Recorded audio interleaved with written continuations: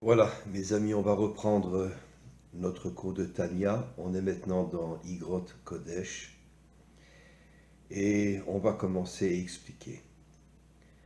Pirouche shebechol chesed vechesed shakadosh baruch hu oseh le'adam tzarich liot shafel ruach bemeod.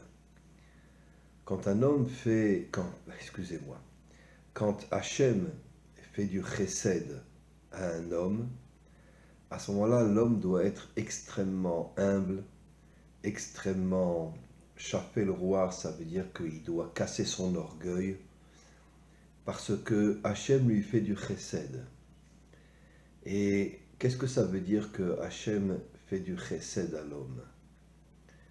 En vérité, le chesed, c'est la bonté de Dieu. Quand un homme reçoit la bonté de Dieu, à ce moment-là, il doit casser son orgueil, il doit casser son, on veut dire son, comment on appelle ça, kavod. Il doit casser son, je me rappelle pas des mots en français. Il doit casser son orgueil en tous les cas. Il doit être extrêmement humble. Comment on va l'expliquer? Pourquoi il doit être humble? Parce que c'est pas évident que Hachem fasse du chesed à un homme.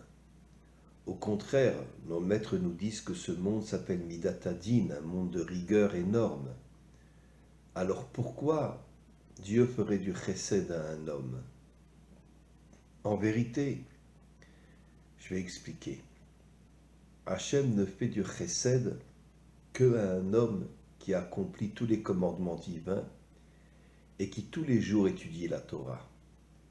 Mais étudie la Torah d'une manière authentique, bien évidemment. Et pas seulement l'extériorité de la Torah, mais surtout l'intériorité de la Torah, c'est ce qu'on appelle les secrets de la Torah, le Zohar, le Ari Akadosh, etc. Puisque la vraie Torah, en vérité, c'est les secrets de la Torah. Aujourd'hui, il est très difficile de comprendre jusqu'au bout tous les secrets de la Torah, mais au moment de la délivrance finale, la vraie Torah se dévoilera. La vraie Torah, c'est les secrets de la Torah.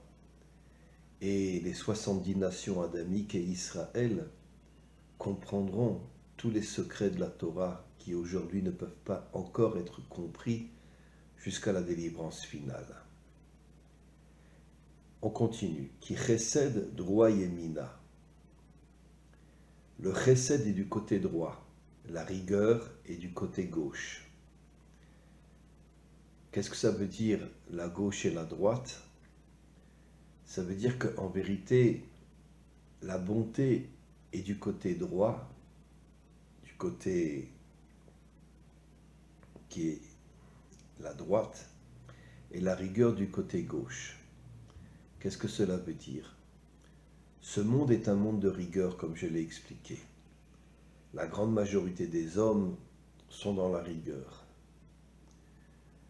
N'oublions pas que en ce moment il y a la guerre en Israël et des milliers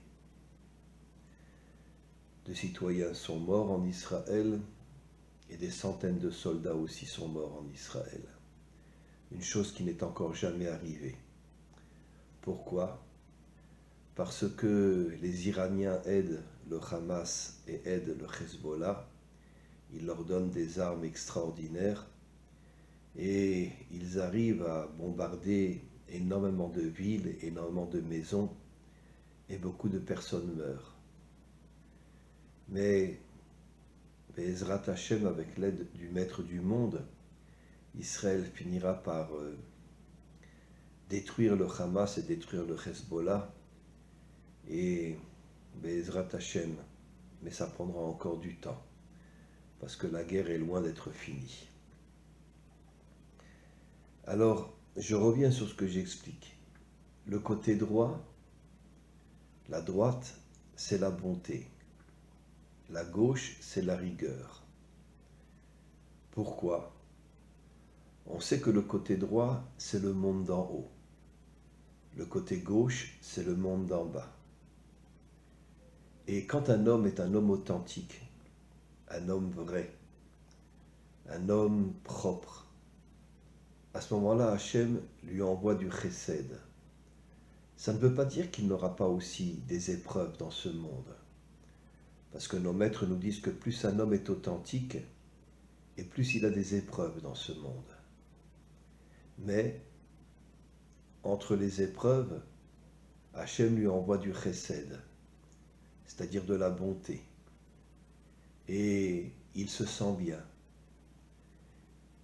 Et le fait de se sentir bien lui permet, si c'est un homme de Torah authentique, d'enseigner la Torah dans le monde entier, pas seulement à Israël, mais aussi au Bnei Adam.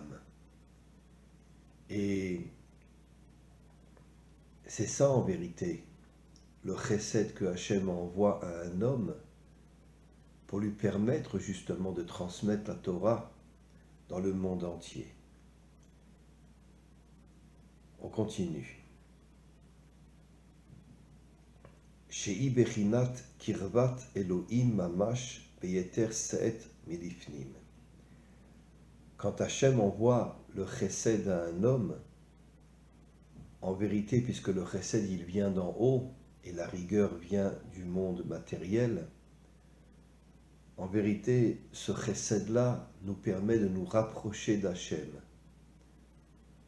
C'est-à-dire que l'homme, grâce au chesed qu'il reçoit d'Hachem, se rapproche énormément d'Hachem. Vechol akarov el Hachem veyeter se'et veigba lema'ala lema'ala. Et l'homme monte dans les mondes supérieurs. Comment il monte dans les mondes supérieurs? C'est un code, bien sûr, c'est pas à prendre à la lettre. Mais il s'élève vers Dieu, grâce au chesed qu'il reçoit. Encore une fois, je me répète, un homme ne peut recevoir le chesed de Dieu que si c'est un homme authentique, un homme vrai.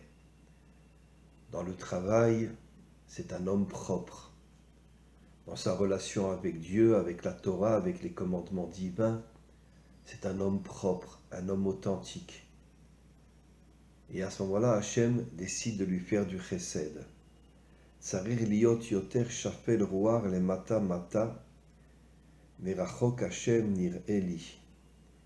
Et donc, plus un homme reçoit du chesed, et plus il doit être humble.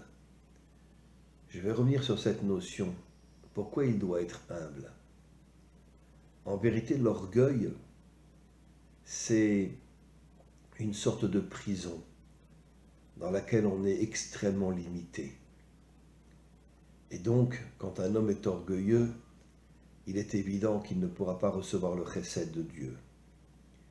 Quand un homme est humble, on sait que Moshe était le plus humble des hommes, il était en même temps le plus grand de tous les hommes. C'est marqué dans le Tikkuné Zohar que lorsque Rabbi Shimon Bar Yochai était dans une réunion avec beaucoup de Chachamim, et malheureusement les Chachamim ont dit qu'on devrait essayer de faire un accord avec les Romains pour qu'ils arrêtent de tuer les Juifs. Rabbi Shimon Bar Yochai s'est levé, il a tapé sur la table, il a dit: il est hors de question. On continue à se battre. Même si on meurt, on continue à se battre contre les Romains. Malheureusement, il a été dénoncé. Les Romains ont appris que Rabbi Shimon Bar Yochai voulait continuer à se battre contre les Romains. Il s'est caché dans une grotte. Et à ce moment-là, 2 personnes sont venues le voir. Eliyahu Hanavi et Moshe Rabbeinu. En vérité, le plus grand maître de tous les temps, puisque c'est lui qui nous a donné la Torah, c'est bien sûr Moshe Rabbeinu. Pas seulement dans l'extériorité de la Torah, mais dans l'intériorité de la Torah. On sait que dans le Mashiach se réincarnera Moshe, au niveau de la Neshama, qui est la Bina. Ça veut dire que Moshe donnera au Mashiach des forces inimaginables qui lui permettra justement de pouvoir purifier ce monde et créer l'unité entre les peuples et entre Israël et les nations. Veimken, kol she'u, kame yoter ou yoter, kelo ve'en efes vezu bechinat yamin shebekdusha vechesed le'Avraham shene'emar anochi afar ve'efer. On sait que Abraham représente la bonté. Abraham recevait énormément de bonté d'Hachem, bien que c'était aussi un grand guerrier, bien que c'était aussi un homme d'action inimaginable, mais il recevait énormément de chesed parce que Abraham représente la bonté. Abraham était bon avec les hommes. Il essayait de les aider. Il essayait de les ramener vers Hachem, de leur faire teshuva. Et c'est pour ça qu'il est dit sur Abraham, Anochi afar ve'efer. Abraham dit, moi je suis de la poussière. Qu'est-ce que ça veut dire, je suis de la poussière? C'est un code. Je suis un homme extrêmement humble. Et l'humilité permet à l'homme de rentrer dans son intériorité. Et l'intériorité est infinie dans l'homme. Bien sûr, la grande majorité des hommes ne sont pas liés à leur intériorité, mais un homme authentique qui se lie à son intériorité, à ce moment-là, l'intériorité de l'homme est infinie. Pourquoi? Parce que l'intériorité de l'homme représente la neshama. Et la neshama, c'est la bina. Et la bina nous donne des forces inimaginables qui nous permettent d'être un homme d'abord qui ne tombe pas dans toutes les fautes de ce monde et qui devient un homme d'action authentique. Vezui gamken midato shel Yaakov. Comme on le sait, Yaakov représente l'unité. Il était arrivé à relier Abraham et Yitzhak. Abraham représente la bonté, Yitzhak, comme on le sait, représentait la rigueur. Et quand, dans la parcha de cette semaine, Hachem a dit à Abraham de prendre Yitzhak et de l'égorger, en vérité c'était un code. Bien sûr que Hachem ne voulait pas tuer Yitzhak, mais il voulait essayer de convaincre Abraham, de voir si Abraham acceptait d'écouter Hachem. Et Abraham a écouté Hachem. Et quand il a voulu tuer son fils, un ange est venu et lui a dit « Ne tue pas ton fils ». Tout ça, c'était uniquement pour vérifier si tu es un homme qui écoute Dieu, qu'il écoute pas seulement dans la bonté, mais qu'il écoute aussi dans la rigueur. Yaakov est l'unité. C'est pour ça que Israël s'appelle Yaakov ou s'appelle Israël. Ici, on s'appelle Israël, la terre d'Israël. C'est l'unité. Bien que l'unité n'existe pas encore, même à l'intérieur du peuple juif, mais malgré tout, au moment de la délivrance finale, non seulement il y aura l'unité à l'intérieur d'Israël, mais il y aura l'unité aussi entre les nations et entre Israël et les nations. ובזאת התנצל על יראתו מפני עשיו ולא די לו בהבטחתו והנה אנוכי עמך. Comme on le sait, au départ, Esav était un homme bon. C'est lui qui a eu le courage de partir se battre contre Nimrod et de le tuer. Mais comme on le sait, tous les hommes bons reçoivent des épreuves inimaginables. Certains arrivent à surmonter les épreuves et d'autres, malheureusement, tombent. Esav, quand il a eu ces épreuves, c'est-à-dire que le mal est rentré en lui pour le faire tomber, il n'a pas résisté. Il n'a pas surmonté les épreuves et finalement il est tombé. Mais Esav, au départ, était un juif, puisqu'il est né de Yitzhak et de Rivka. Et, Esav fera teshuva et reviendra vers Hachem et redeviendra juif. Aujourd'hui, Esav a construit le monde moderne, et le monde moderne n'est plus juif aujourd'hui. Le monde occidental est chrétien. C'est la plus grande erreur que les chrétiens ont pu faire. Ils n'ont pas accepté que Jésus au départ était un juif. Ils ne l'ont pas accepté, ils ont cru que c'était un chrétien dès le départ. La plus grande erreur inimaginable que les chrétiens puissent faire. Mais les 70 nations adamiques reviendront vers Dieu, étudieront la Torah, et Esav aussi reviendra vers Dieu et redeviendra un juif authentique. מפני היות קטן יעקב במאוד מאוד בעיניו מחמת ריבוי החסדים, ואינו ראוי וכדאי כלל להינצל. Comme on le sait, l'unité, c'est l'humilité. Pourquoi l'unité, c'est l'humilité? Parce qu'en vérité, c'est quoi l'unité?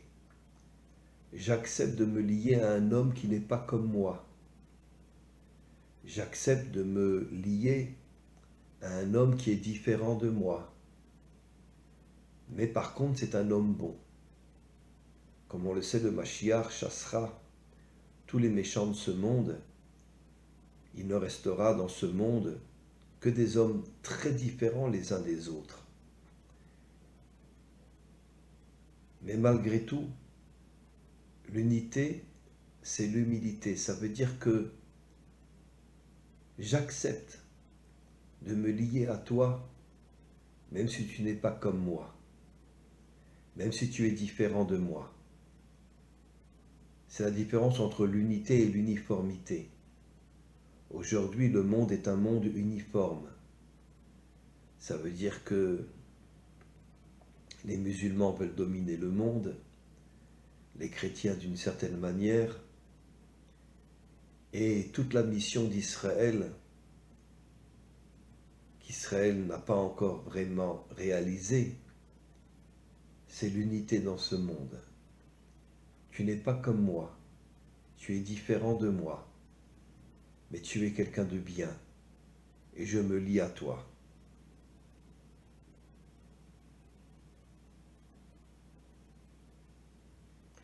Ma she'en ken, ou Ishmaël chesed de klipa. Alors, comme on le sait, Ishmaël a fait une teshuva inimaginable. Aujourd'hui, la majorité des musulmans ne sont pas des descendants d'Ishmaël. Le Hamas, c'est des démons. Le Hezbollah, c'est des démons. Ils se disent musulmans, mais en vérité, ce sont de véritables démons. Et Hitler aussi était un démon, les nazis étaient des démons aussi. Daesh sont des démons. Quand je dis des démons, ça veut dire des ordures, des crapules qui prennent une forme humaine, mais qui en vérité sont des crapules inimaginables. Qui c'est qui a commencé à attaquer Israël? C'est le Hamas. Le Hamas est arrivé dans un petit village qui était tout près de Gaza. Et ils ont massacré là-bas des centaines de personnes, des familles entières, des enfants. Quelque chose d'absolument inimaginable. Il y a pratiquement 200 prisonniers qui sont à Gaza. Est-ce qu'ils vont être libérés? Est-ce qu'ils vont être assassinés? Personne ne le sait encore. Au départ, Ishmaël n'était pas un homme extraordinaire. Mais Ishmaël a fait une teshuva inimaginable. Il est devenu un homme extraordinaire. Et les musulmans qui sortent d'Ishmaël sont des gens bien. Même si, malheureusement, ils n'osent pas dire qu'ils aiment Israël parce qu'ils ont peur de se faire assassiner par tous les démons qu'il y a dans le monde islamique. La majorité sont des démons. Mais Be'ezrat Hashem, au moment de la délivrance finale, il y aura une unité totale entre Israël et Ishmaël, entre Israël et les chrétiens aussi. Les chrétiens comprendront que Jésus était juif et qu'il n'est pas le Fils de Dieu.